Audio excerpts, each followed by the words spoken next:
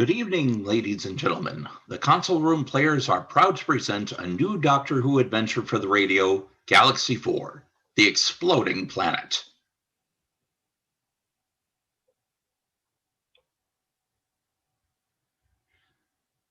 Stephen is trapped inside the Draven airlock. Outside, Chumblies block his path, while inside the ship, Naga holds her gun at the ready. At the Naga's command, the Dravens have emptied the air from the airlock. Stephen is now much worse for wear. His mouth hangs open as he gasps for air. Why do you not give up, Earthman?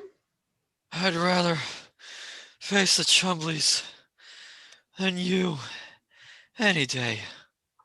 Stephen stares in hatred at Naga through the porthole, fighting for breath.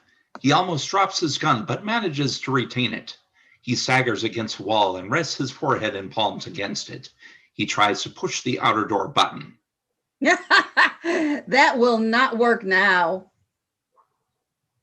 The pressure has locked the door. You must surrender or die. The dial is now very low. It drops even further. Stephen starts to slide down against the wall. He cannot live much longer, Naga. Soon he will die. We do not wish him dead. But he is our enemy. Also our hostage. Machine with bomb approaching. Quick, take cover. As she speaks, a projectile crashes through the porthole and lands on the floor and immediately begins to discharge a thick cloud of ammonia.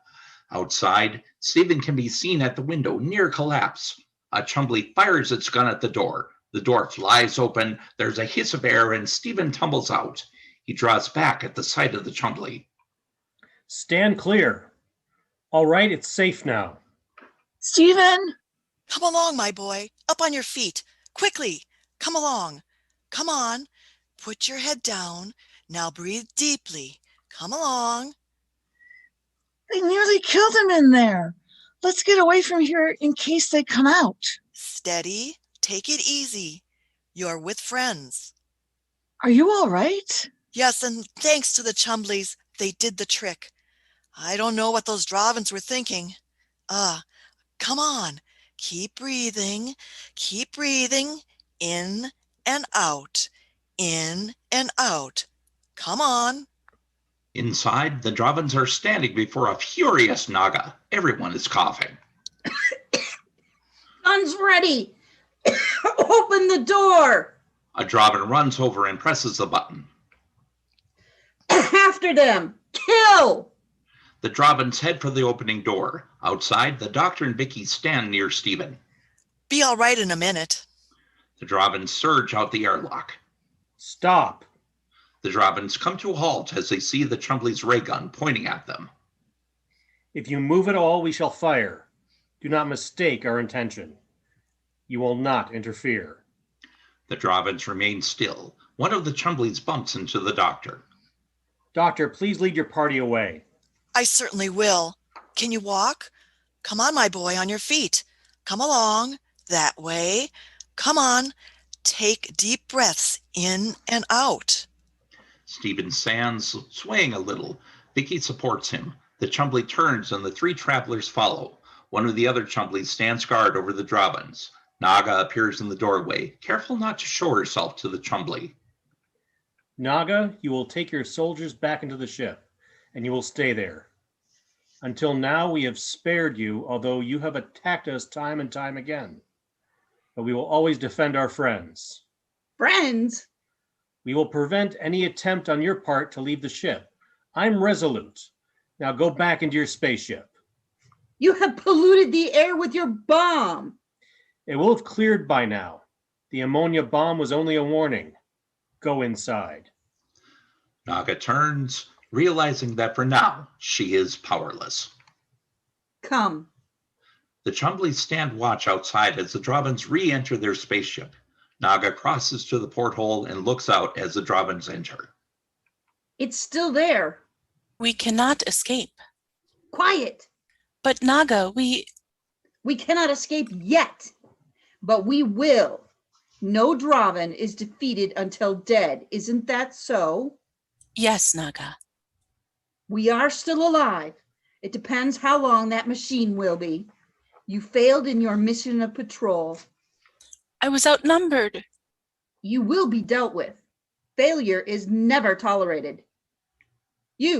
Does the forward hatch still work? Yes, Naga.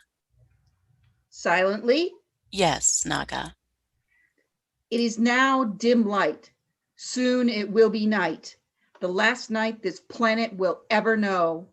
We must capture the real spaceship before then. When I give the order, you will steal silently through the forward hatch. You will then creep round behind the Rill's machine. Understood? Yes, Naga. And you will destroy it. Back in the real central chamber, the doctor, Stephen, and Vicky enter. The doctor immediately moves across to where the cable is with the Chumbly. Ugh. That's the ammonia gas we were telling you about. I'd rather they breathed it than me. Vicky leaves Stephen and moves across to the doctor. Doctor, Hmm? there can't be much more time left now, is there? About 6 hours, child. Chumbly, old chap, have you finished that conversion? Yes, we have. But it will take time to transfer the power of your ship to ours. Oh, nonsense, nonsense. We're concerned for your safety. And we're concerned for yours. Oh, indeed. That's very noble of you all. It's a matter of urgency. Come along. Let's have the cable in, please, at once. Very well. Quickly, quickly, child. Here. Yes, that'll do. Splendid. What is going on, Doctor? Hmm? What are you trying to do? I'm going to try to transfer power from my ship into the interior of the real ship here. Oh, I see. Now, if you suspect any trouble whilst I'm working, I want you to contact me at once. Understood? But you want me to stay here? Yes. I want you to stay here with the leader of the Rills and try and have some rest. Get some. So, contain yourself. Now then, right. Off you go. Can I come with you, Doctor? Yes, child, if you wish. Come along. Hurry, hurry. See you later, Stephen. Come along. The doctor and Vicky leave. Stephen walks around the chamber. You have not gone with your friends. No. You are interested in our place? Yes, quite. So, the doctor trusts you? Why shouldn't she? No reason. I suppose you gave the right ethical reasons for her, so naturally she does trust you. We rescued you from the Dravins, but you still don't trust us. Oh, you could be the same as them, using us for your own salvation. The doctor offered to help us. We needed her help. So did the Dravins. What are you getting at? Nothing. Yes, you are. All right. You said it would take hours to charge this ship properly. The doctor said she could do it in the time. Yes, but supposing, just this once, you're right and she's wrong, would you take us with you? Or would you allow us to leave in our own ship? In your own ship, if possible. Come off it. I mean, if you don't get this charged in time, you aren't going to let us go just like that. We are strange beings to you.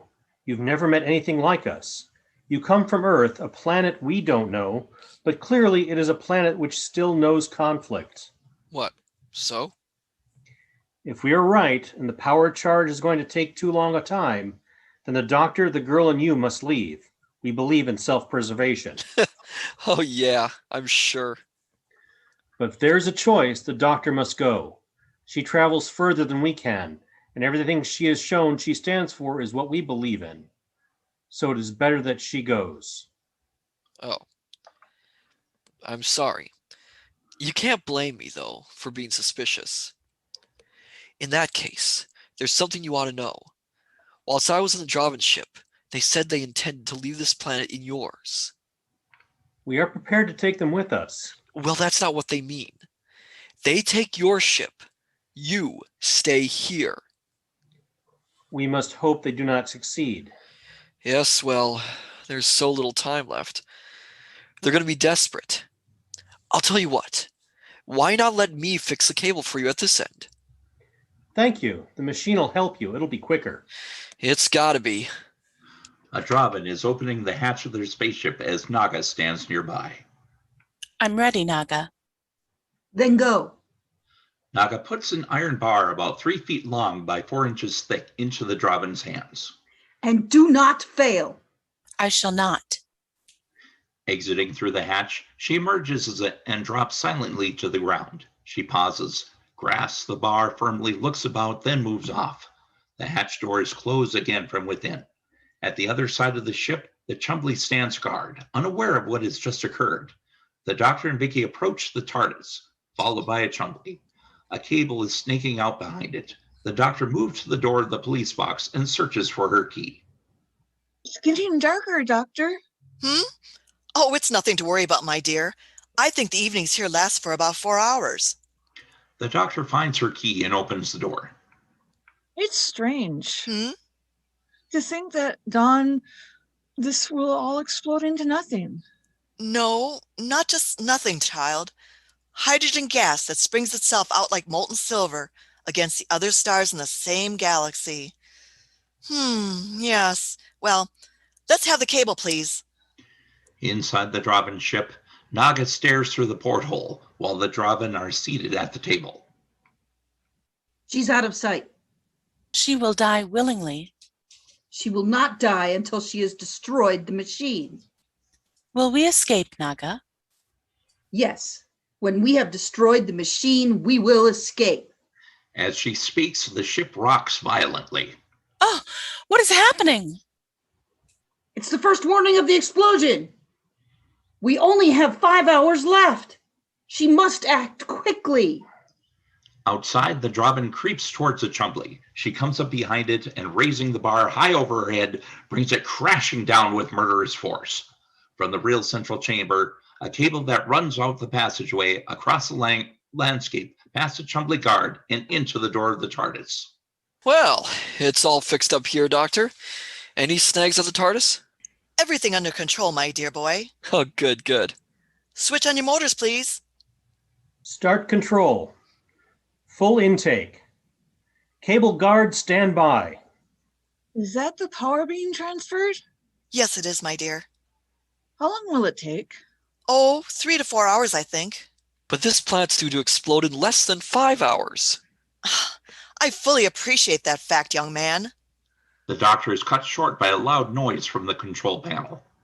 There's that alarm again. What's happened now? A Chumbly moves towards them. The Doctor turns around. Silence, please. Emergency message coming through. The Dravens have escaped and destroyed the Chumley outside their spaceship. Oh, no. And the Chumley outside my TARDIS? It is in the position it is taken up. It is in no danger. Continue, Doctor. Oh, thank you, thank you. There will be no more incidents. They won't go after the TARDIS anyway, Doctor. It's this ship they want. And us. At the Draven spaceship, Naga and the Dravens climb out through the hatch. Naga looks round, peering into the night. Another Draven holding a metal bar moves to join her. You have done well. Thank you, Naga. I will see that you are mentioned. Did I see any other machines? The only one there I destroyed. Good. It will not move again. The other Dravens nod in pleasurable understanding. We are going to attack the real spaceship. You will follow close behind me. Understand? Yes, Naga. When we get nearer, I will give you further orders. Come.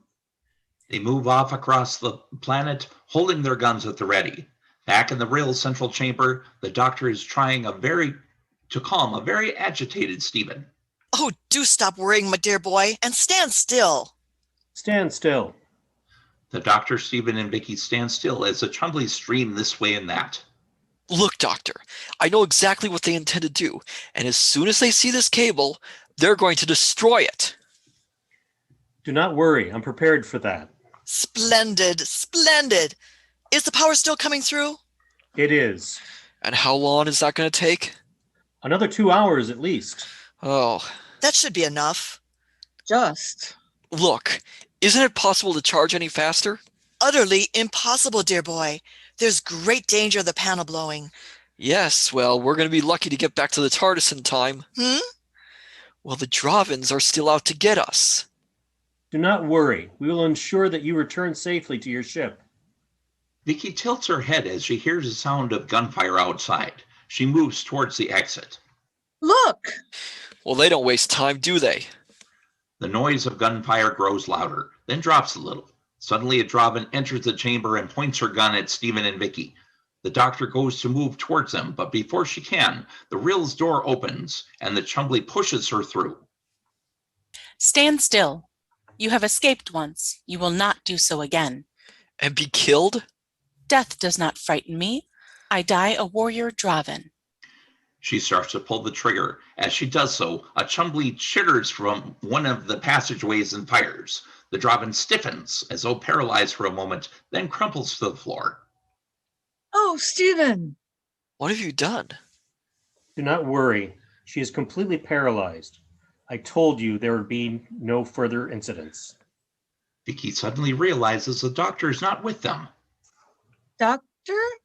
Where's the doctor? The doctor's voice comes from within the Rill's chamber. There she is. Hello, I'm in here. Come on, come on. You may enter, but be prepared for a shock. Do you think we ought to go in? Come along, come along, come along. Stephen and Vicky move towards the door, followed by the Chumbly. Outside, Naga and the Dravins are on the ridge, resting and keeping watch. We've driven them off. But we have not destroyed one. Don't worry, we will. More machines. Again. Inside the Rill chamber, separated from the doctor by a glass partition, are the Rills. They stand 6 feet tall, scaly, slug-like bodies with short, stumpy arms and faces reminiscent of tiki masks, but with giant fangs. They are enveloped in a dense, smoky gas. The doctor turns as Vicky and Stephen enter the chamber. Now you know what we look like. I do, and I, for one, am glad of it. We apologize for the glass partition, but you will understand we must keep our atmosphere in here. Yes, of course, of course. Our appearance shocks you? Not now. I must admit it did at first. Well, I don't see why the Dravins should hate you. I know. I mean, after all, we must look just as strange to you.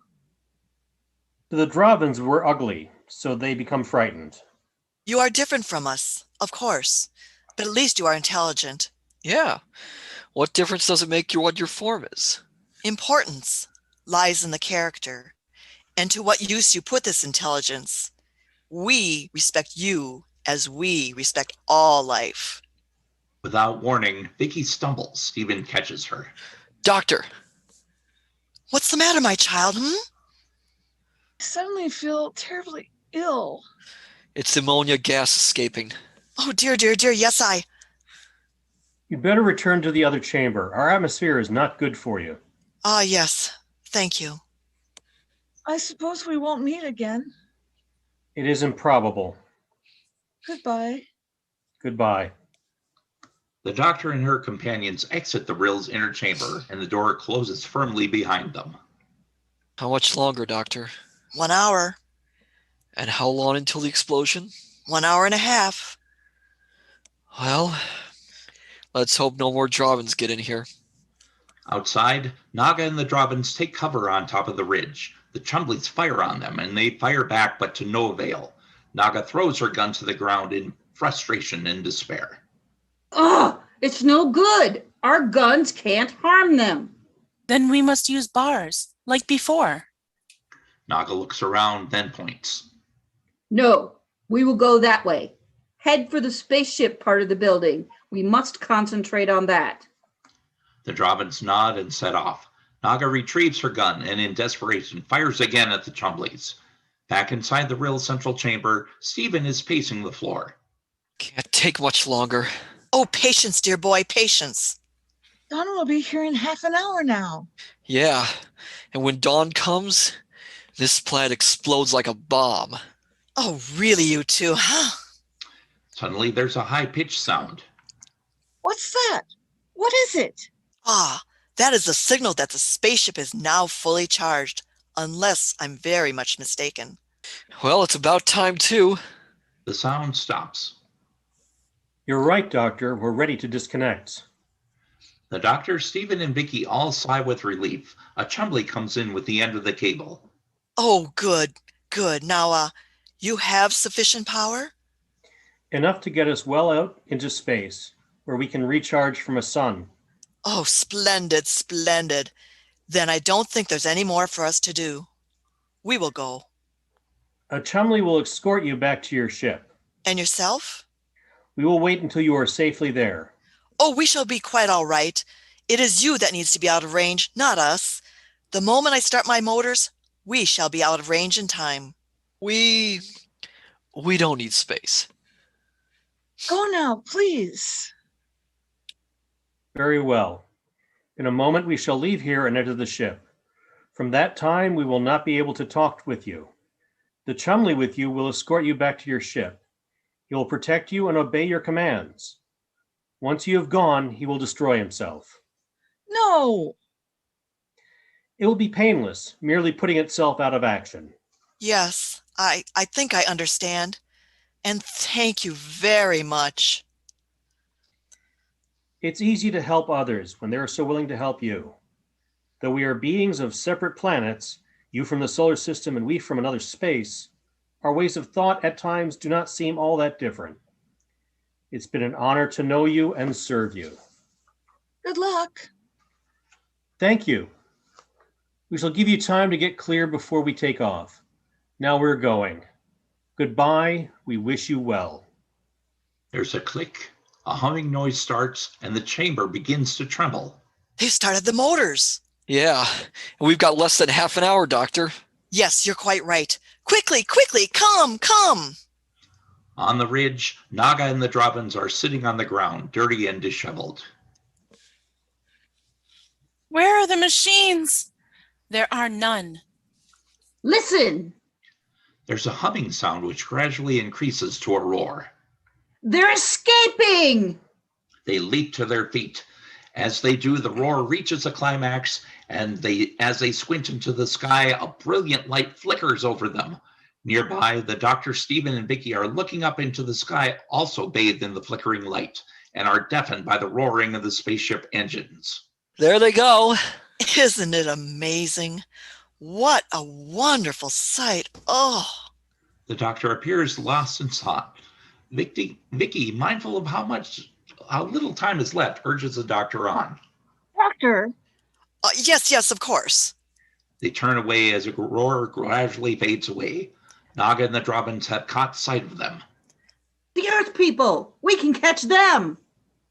The doctor and her companions hasten across the landscape. A Chumbly cheers about them. Suddenly, the Chumbly stops, turns around, and fires as the Drobbins attack. There's a bright flash, and the Drobbins fling themselves to the ground. Stephen and Vicky run toward the ship, clearly out of breath. I'm on, Doc. The doctor runs up, panting for breath, grasping the side of the police box to steady herself. The Chumbly is just behind her. Here they come. The doctor pushes open the door and they go in, avoiding the cable that leads away from the ship. Stephen comes out again with the end of the cable and tosses it to the ground. The door closes again. The Drobbins rush toward the ship, their guns blazing. It is getting lighter now as the dawn fast approaches. The TARDIS gradually dematerializes. Naga and the Drobbins stagger back, clasping their hands over their ears, surprised by the sound it makes. The planet starts to shake, more violently than ever. Naga and the Drobbins look around, fear etched on their faces. As the planet begins to break up, the noise is deafening. No! The doctor is busy manipulating the controls of the ship. Stephen and Vicky are looking very relieved at their narrow escape. Can we see the disintegration on the scanner, Doctor? No, I'm afraid not, dear boy. We've dematerialized from that galaxy. Vicky still looks up at the scanner and then groans. The doctor watches her and moves to join her. oh, A long time ago. oh, What's the matter, child, I've hurt my ankle. Oh, yes, I'm afraid we shall. Yes, we'll just have to put a cold compress on that. Oh, dear, dear, dear. You know, I wish we could stop somewhere for a while and take stock of ourselves instead of being surrounded by dangers all the time. Vicky points up at the scanner, which shows whole galaxies of stars. The doctor smiles and turns to Stephen. Just put that switch forward, would you? Thank you. Stephen does so. The doctor turns back to Vicky. Look at that planet. I wonder what's going on there. Yes, I wonder, This concludes Galaxy 4, The Exploding Planet. We hope you have enjoyed the Console Room Radio Player's presentation of this classic Doctor Who adventure. Coming this fall, we will be performing Tomb of the Cybermen. Please stay with us for a brief Q&A discussion.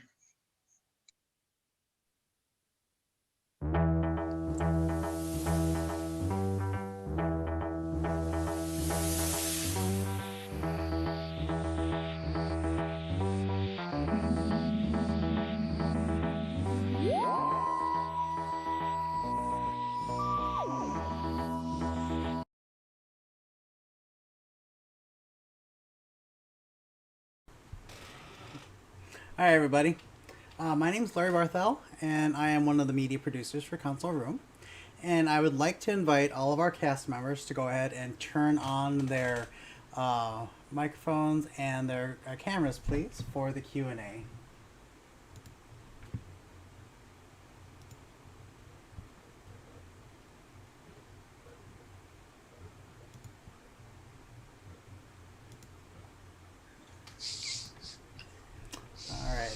There's everybody's smiling faces. Well done. Congratulations on the broadcast. Nicely done. Thank you. Thank you. Thank you.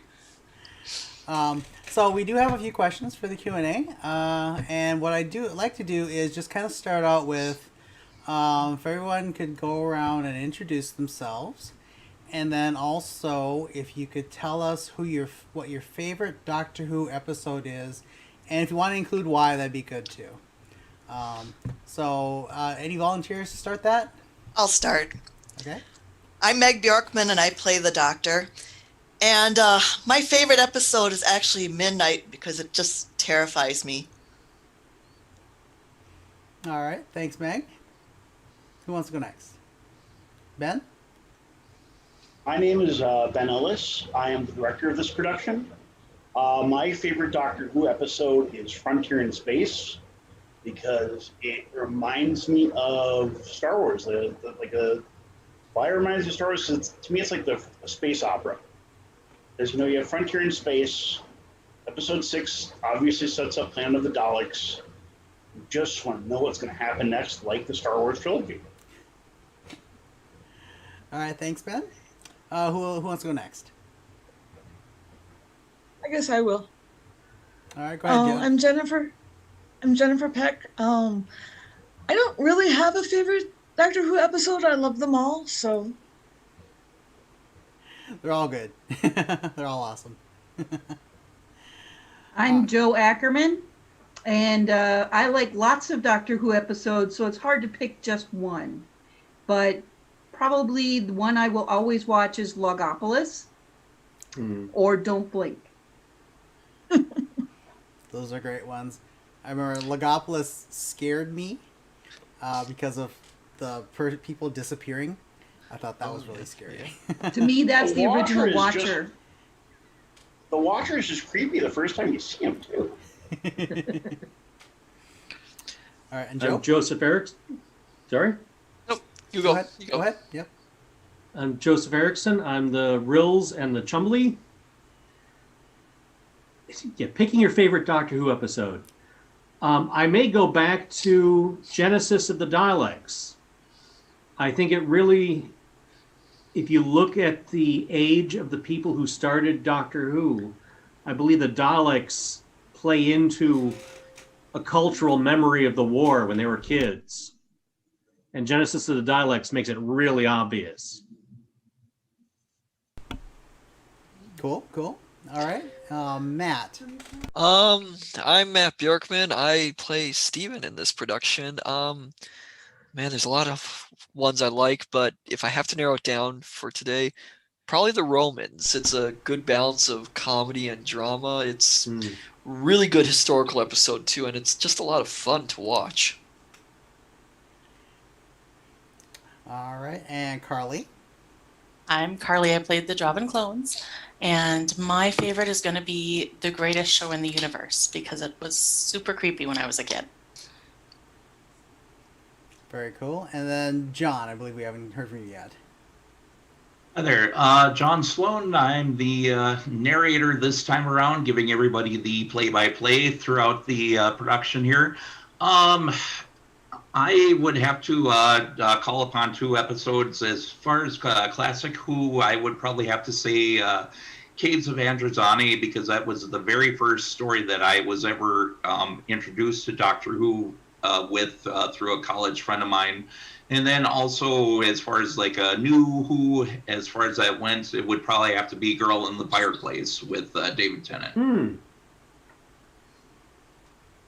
Good choices. Good choices on those. Yeah. All right. And then a couple of questions for Ben. First, what is your process for choosing stories for this group? Well, when we started out Console Room Players, it was just whatever I wanted to do. But that wasn't working really well because I was just like, boom, just overwhelmed. So what I decided for this production and all productions going forward, we put it to a vote as a cast, the story we're going to do next.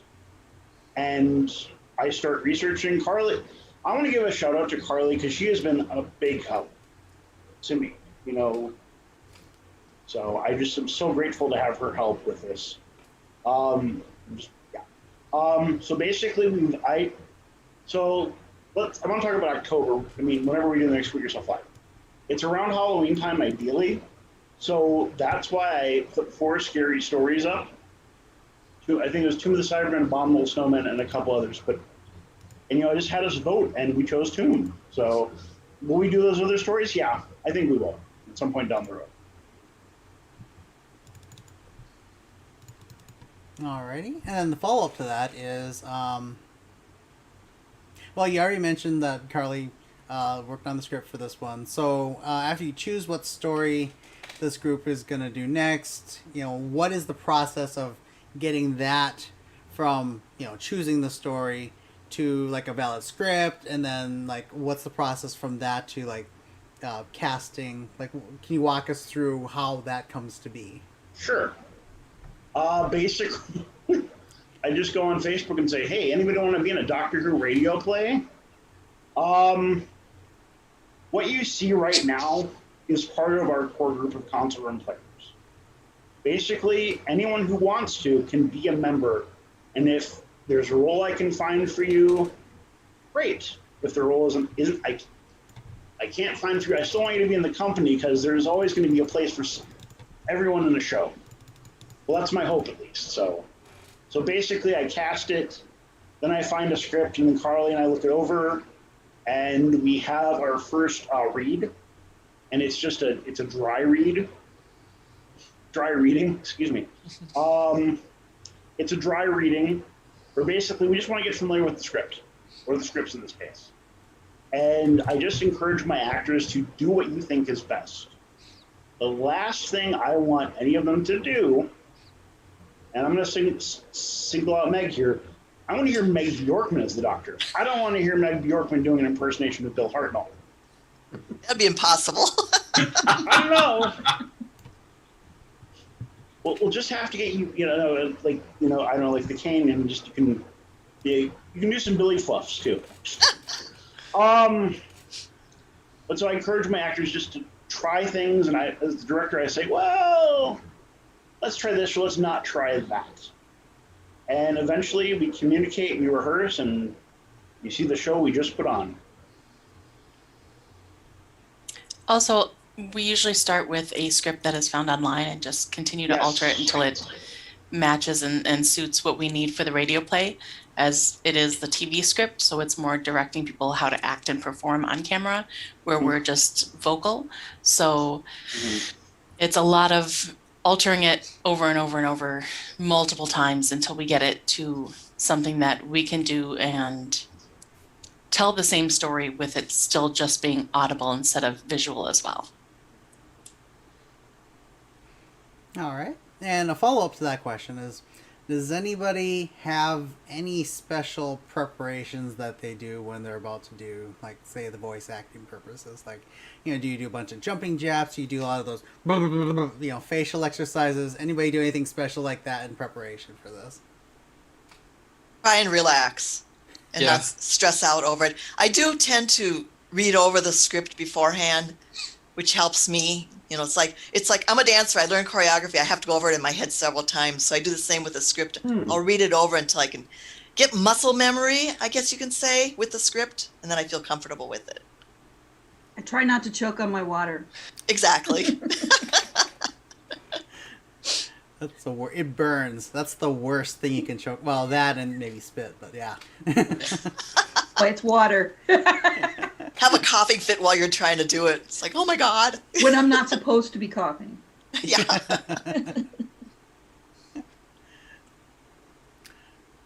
Okay. So another question for Ben. What made you decide to have the Doctor performed by a woman? Well, a lot of the scripts that we are working with, it's predominantly men. And I intend to make my intent to make Conference Room is an inclusionary space. And by that I mean, let me put it this way. If we were doing the Daleks by Terry Nation, I'd want to have a different take on it. And Meg will always be our first Doctor whenever we do productions going forward. But just to me, it's like I just want to try something different. Because, like I said earlier, what I'm trying not to do, and what Carly said too, we pare the script down, we make changes. Well, she does. We both. She does. Because I believed in Meg. Plain and simple. And it worked. And like a lot of it was when I'm reading a script, who do I hear in my head for each role? I'm like, oh, yep, I'm looking at these lines. And I'm like, oh, yeah, so when the Doctor speaks, that's Meg, and when, Steven spoke, that was Matt.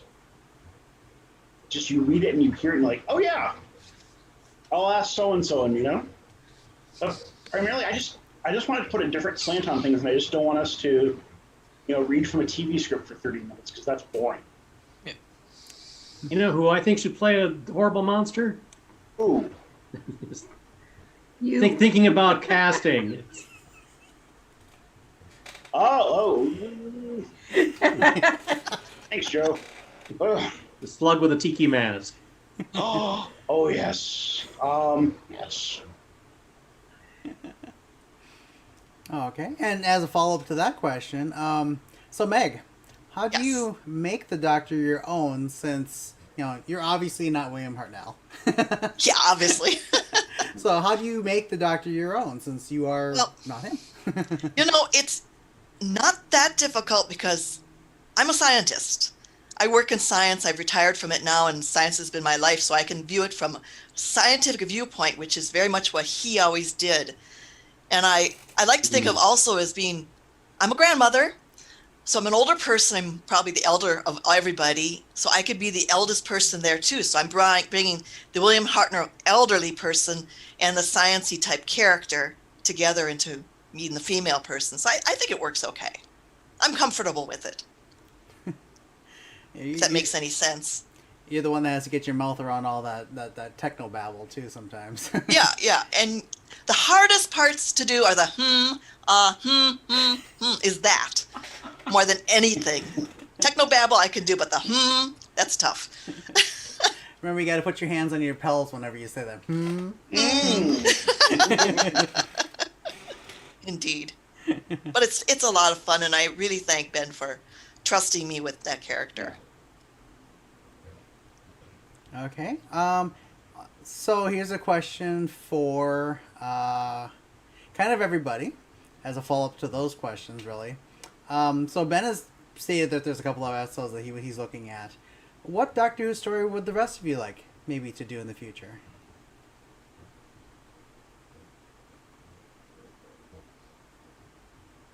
Well, we did vote, so the majority rules, and the majority chose Tomb of the Cybermen. But as Ben said, the other ones that were on the list, we will probably do eventually, just not next.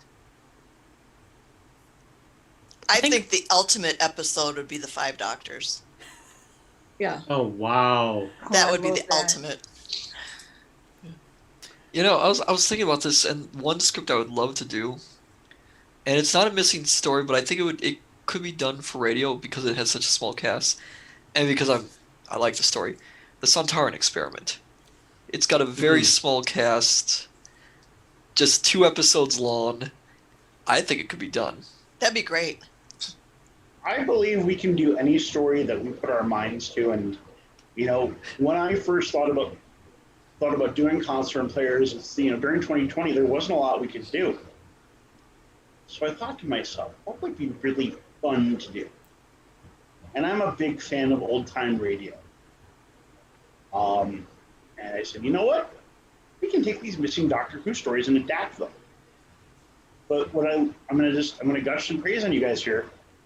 You make me think other things are possible in terms of doing stories, and I appreciate that. That's nice. Thank you. Yeah, I think we all have a blast, and we're very much a family. I could tell you. Yeah. Fam. Fam. Yeah, that's us. Oh, All right, and then one final question to kind of close this out. And again, it's a group question again. Who is your favorite companion?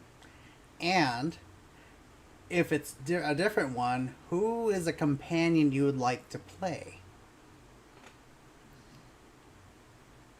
K9. Hands down, my favorite companion. And we're cat people. We had a K9 at our wedding reception. Aww. Mine would be Sarah Jane. I'd like to do her. I mean, play her. oh. He's not really a companion per se, but Binro the Heretic. Oh, yeah. Oh, Ian Cuthbertson. Yes.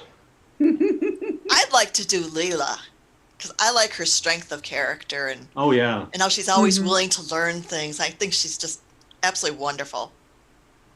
And I would like to portray Ace because I just want to beat the crap out of things with a metal bat. You know, K9. I'm gonna go super old school. I would like to play Ian. I would really Yeah. like to do Ian. I You could see know, that. If only so I can argue with you.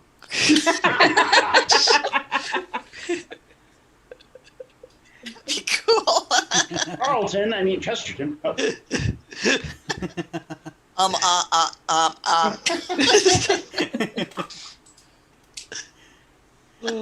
John, did you have one, or did you say one? John, did you have one? No, I know everybody here is probably going to want to bludgeon me for this one here, but I am not quite as up as far as like the complete Doctor Who lore as the group is here. I mean, I have more than a passing interest in a lot of these stories and stuff like that, but I just don't know if I can really pick like a companion that I've seen that, you know, I would want to portray. I think I want to set my sights higher than that. I want to do one of the Doctors myself. I think I'd make either a great 3rd or 5th Doctor. Mm-hmm. Love the ideas you guys are giving me right now. Well, I like Adric too because math. But Yeah. that's not a popular position in the fandom. Well, no, here's the thing, though. What would be cool about it, though, is that, let's say you do Adric, Joe, you won't be annoying as Matthew Waterhouse. Very true. And you won't go to a classically trained actor and tell him how to do his job. Oh yes. Which happened, was it Kinda, Matt? It was Kinda. It was Kinda. It was Richard Todd. He tried to talk to you. It's like, dude, no. Well, I have the Tom Baker's outfit, so think I have the hair for him too. Oh yes, very much so. See, it sounds like Home we again, have maybe. enough companions and enough people And with Home Doctor Who's cosplay where we could do the 5 Doctors. It's likely. It sounds like we've got the cast almost right here already. Now you got my Larry. Thanks a lot. I'm just kidding. What have I done? I don't know, but if Joe gets to be Adric, I'm going to be Tegan. Yes, yes. Matt, you have to wear your Trillo cosplay and play Trillo. The purple flight suit. What, nobody wants to be Perry?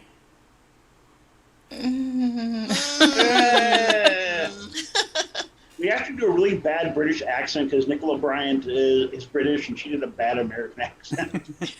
She did her best. Oh yeah, no, I have nothing. Okay, since this is kind of an inner circle thing, like I said before, there's never in my shoot. Harry was a good companion. She just got like kind of shafted in her last season. Mm-hmm. Yeah. She did. I agree. She was Oh, she's always not dead. she We'll was just put- all about the boobs and the short shorts because she was supposed to be the American, the Yeah, she was brazen supposed to be the- American. And that's what we're like, isn't it? Yeah. Yeah, She was everything's supposed to be the eye us. candy, you know. I mean, look at the first thing she's wearing in the 2 Doctors: a bikini top and shorts. Yep. Now, if they put Colin in a bikini top and shorts, that would have been interesting. Just saying. We'll have to ask him next time we see him. You know, I'm going to say this about Colin too. I wear Crocs now because of him. Oh, Cool. I found a pair and like, well, Colin Baker can do this, so can I. All right. Looks like that is going to be our time here. I'd like to thank the Console Room Radio players for their performance today and their performances all week. If you want to catch up on the previous 3 episodes of Galaxy 4, they are on our YouTube page, so like and subscribe below, as they say. And check us out at 7:30 for our next installment panel called The Celestial Game Maker. So thank you for tuning in, and hope to see you again soon. bye. Bye.